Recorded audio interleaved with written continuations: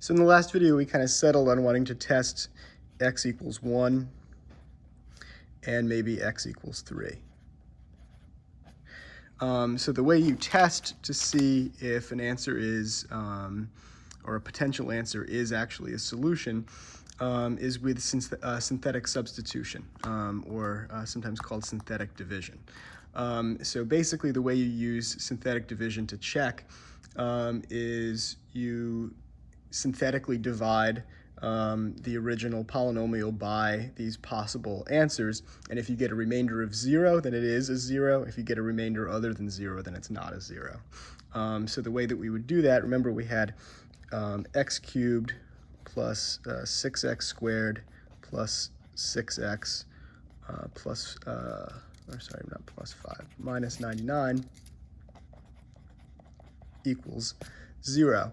So in order to check x equals 1, what we'll do is we'll synthetically divide 1, and then we just take down the coefficients. So we have 1, we have 6, we have 6, and we have negative 99. And we'll first see, is 1 a solution? So we bring down this 1, we have 1 times 1, that gives us 1, 7, 1 times 7 gives us 7, 6 times 7 gives us, or 6 plus 7 gives us 13, 1 times 13 gives us 13, and we can see pretty clearly that this is not an answer, but we get negative 86 here. So the remainder does not equal 0, so this is not a solution. Okay, so we're going to be hopeful about x equals 3. Now, if x equals 3 isn't a solution, then we're going to have to try one of the larger values that we got, but I think this is probably a pretty good bet. So if we try 3, we have again 1, 6, 6, and negative 99. We get 1, 3 times 1 gives us 3, 6 plus 3 gives us 9, 9 times 3 gives us 27, 6 plus 27 gives us 33, 33 times 3 gives us 99, and negative 99 plus 99 gives us 0. Okay, so our remainder is equal to 0, so this is a solution. Okay, and so x equals 3.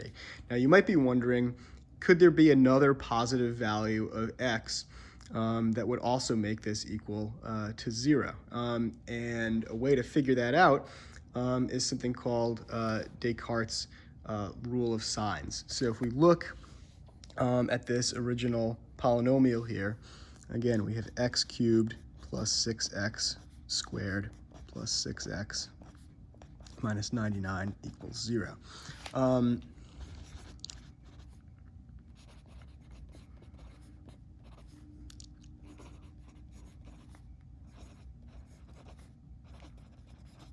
So Descartes' rule of signs tells us something about the number of real answers of each sign. So the number of positive real answers or real solutions, the number of negative real answers and real solutions.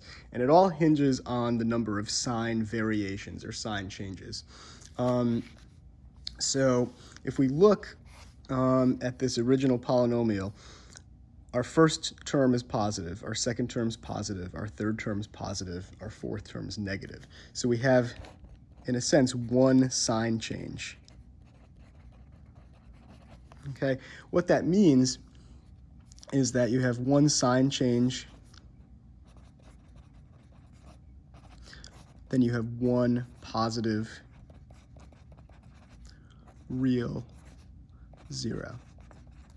Okay, if you had two sign changes, then you would have either 2 positive real zeros or 0 positive real zeros. If you had 3, then you'd have either 3 positive real zeros or 1 positive real zeros. If you had 4, you could have 4, you could have 2, or you could have 0.